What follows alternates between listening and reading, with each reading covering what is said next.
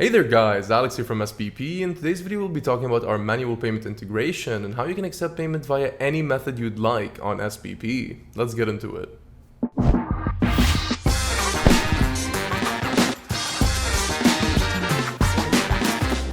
Alright, so let's say you have some clients who need to make payment via methods other than Stripe or PayPal. Maybe they'd like to do bank transfers or transfer you crypto, for example. Accepting these kind of payments on SPP is quite easy. All you have to do is log into your dashboard, navigate into integrations here, and then enable the manual payment option. Once you've enabled the manual payment integration, you're able to add any kind of text to display to your client when they select this payment option on your order forms. Here, we're going to be accepting a bank transfer, for example.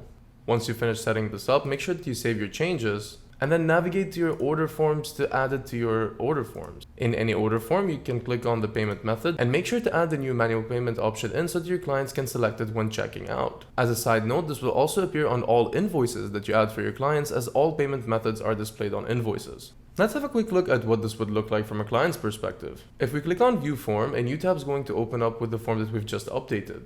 As you can see over here, whenever your client selects what service they'd like to purchase and they select the bank transfer option, no text is going to be displayed over here until they've clicked on Complete Purchase. Once your client clicks on Complete Purchase, they're going to be redirected to a page where the information that you filled into the manual payment integration is going to be visible to them. Here they can use the information that you've provided to make payment to whichever method you mentioned in the manual payment integration. Once they've made payment, they can say that I've made payment, and they can then follow up with you via the messages in the order or create a ticket to let you know that they've made payment with whichever reference required.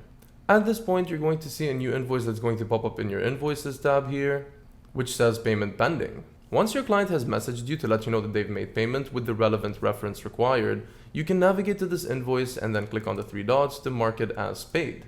Once you've marked this invoice as paid, all the orders respective to the services that they purchased are going to show up in their account. They can then proceed to fill the intake forms or submit any further information as they normally would. Our manual payment integration is also able to handle subscriptions. If your client checks out with a subscription service and selects the manual payment method, an internal subscription is set up for them on SPP. A new invoice will subsequently be issued for them 5 days before they need to make payment every time. This gives them enough amount of time to make payment and reach out to you to inform you that they've made payment, so you can then mark the invoice as paid and continue the subscription as you normally would. This was just a quick tutorial on how to use the manual payment integration. If you have any questions, feel free to reach out to us at support@spp.co and we'll be more than happy to help you. Thank you so much for taking time to watch this video, and I hope you have an amazing day.